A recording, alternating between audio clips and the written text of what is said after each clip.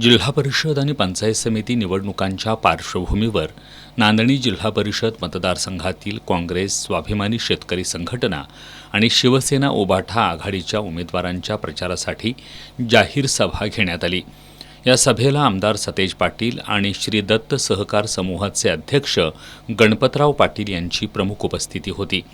या सभेत बोलताना आमदार सतेज पाटील यांनी महादेवी हत्तीण ही कोल्हापूरची अस्मिता असून ती परत यावी यासाठी राजू शेट्टी आणि आम्ही मिळून लढा सुरू केला असल्याचं सांगितलं। महादेवी हत्तीणीला नेणाऱ्या पक्षांना नांदणीत येऊन मतं मागण्याचा कोणताच अधिकार नाही अशी भूमिका त्यांनी यावेळी स्पष्ट केली। आणि म्हणून माझी नांदणीकरांना विनंती आहे, मला आणि राजू शेट्टींना समाधान द्या।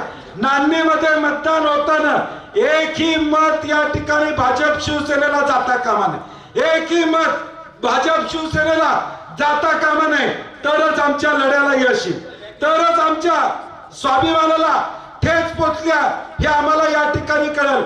एखादा अरे तुरेनं आपल्याला बोलला तर समोर न आला तर आम्ही त्याला विचारत नाही, त्याला त्या ठिकाणी तोंड बाजूला फिरवतो आणि जातो। इथं तर आमच्या मठाची हत्तीने नेण्याचं काम या मंडळीने केलं। यांना काय माहित नव्हतं का हत्तीने जाणार आहे? हे सत्तेतले आमदार आहेत, सत्तेतले खासदार आहेत, यांना पोलिसांनी सांगितलं नसेल की बाबा आम्ही हे घेऊन जाणार आहे, हे कळवलं नसेल असं तुमचं मत आहे? म्हणजे माहित नव्हतं यांना असं नाही, सगळ्या गोष्टी माहित होत्या, परंतु भूमिका घेतली नाही।